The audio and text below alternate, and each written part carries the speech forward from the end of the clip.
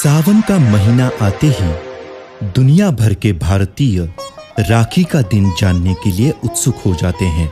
कोई भी रिश्तेदारी ना होने के बावजूद भी राखी से भाई बहन का बंधन निभाने का मौका मिलता है। राखी का इतिहास तो हमें महाभारत के युग से देखने को मिलता है। भगवान श्री कृष्ण को श्रुतदेवी नाम की एक चाची थी। उसने शिशुपाल नामक एक विकृत बच्चे को जन्म दिया था। बड़ों से पता चलता है कि जिसके स्पर्श से शिशुपाल स्वस्थ होगा उसी के हाथों वह मारा जाएगा। एक दिन श्री कृष्ण अपने चाची के घर आए थे और जैसे ही श्रुतदेवी ने श्री कृष्ण के हाथों में अपने बेटे को रखा, वह बच्चा सुंदर हो गया। माना कि श्रुतदेवी यह बदलाव देखकर खुश हो गई, लेकिन उसकी मौत श्री कृष्ण के हाथों होने की संभावना से वह विचलित हो गई।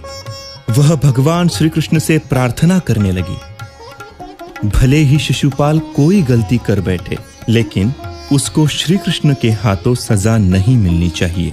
तो भगवान श्री कृष्ण ने उससे वादा किया कि मैं उसकी गलतियों को माफ कर दूंगा, लेकिन वह अगर 100 से ज्यादा गलतियां कर बैठेगा तो मैं उसको जरूर सजा दूंगा।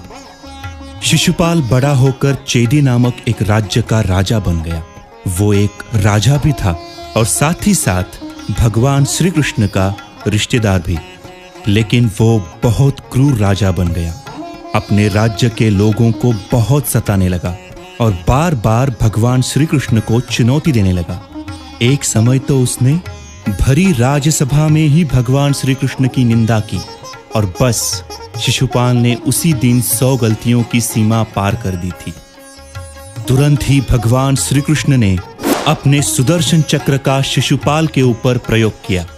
इसी तरह से बहुत चेतावनी मिलने के बाद भी शिशुपाल ने अपने गुण नहीं बदले और अंत में उसे अपनी सजा भुगतनी पड़ी।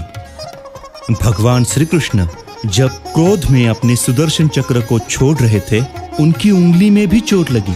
भगवान श्री कृष्ण के आसपास के लोग उस घाव पे कुछ बांधने के लिए इधर उधर भागने लगे, लेकिन वहां पे खड़ी द्रौपदी कुछ सोचे समझे बिना अपनी साड़ी के कोने को फाड़कर भगवान श्री कृष्ण के घाव पर लपेटा। शुक्रिया प्यारी बहना, तुमने मेरे कष्ट में साथ दिया है, तो मैं भी तुम्हारे कष्ट में साथ देने का वादा करता हूँ। ये कह के भगवान श्री कृष्ण ने द्रौपदी को उनकी रक्षा करने का आश्वासन दिया था और इस घटना से रक्षाबंधन का प्रारंभ शुरू हुआ। बाद में जब कौरवों ने पूरी राजसभा के सामने द्रौपदी की साड़ी खींचकर जब उसका अपमान करने का प्रयास किया, तो भगवान श्री कृष्ण ने द्रौपदी को बचाकर अपना वादा पूरा किया था। उस समय से लेकर बहनें अपने भाइयों को राखी बांध रही है और बदले में भाई जीवन भर अपनी बहन की रक्षा करने का आश्वासन देते आ रहे हैं। सावन मास की पूर्णिमा पर राखी के अलावा कुछ और त्योहार भी मनाए जाते हैं। कुछ लोग इसी दिन अपनी यज्ञोपवीत बदलते हैं, इसीलिए इस दिन को जंध्याला पूर्णिमा भी कहते हैं। इस दिन ओडिशा और पश्चिम बंगाल में कुछ लोग राधा और कृष्ण की मूर्तियों को पालने में रखे झूला झुलाते हैं और इस दिन को झूलन पूर्णिमा कहते हैं। उत्तर भारत के कुछ राज्यों में इस दिन पर गेहूं के बीज बोते हैं और इस दिन को कजरी पूर्णिमा के नाम से पहचाना जाता है। केरल और महाराष्ट्र के लोग इस दिन को नारली पूर्णिमा बुलाते हैं और वे समुद्र देवता की पूजा करते हैं। हालांकि इस दिन कई तरह के उत्सव मनाए जाते हैं, लेकिन उनमें सबसे लोकप्रिय और प्रमुख त्योहार होता है रक्षाबंधन।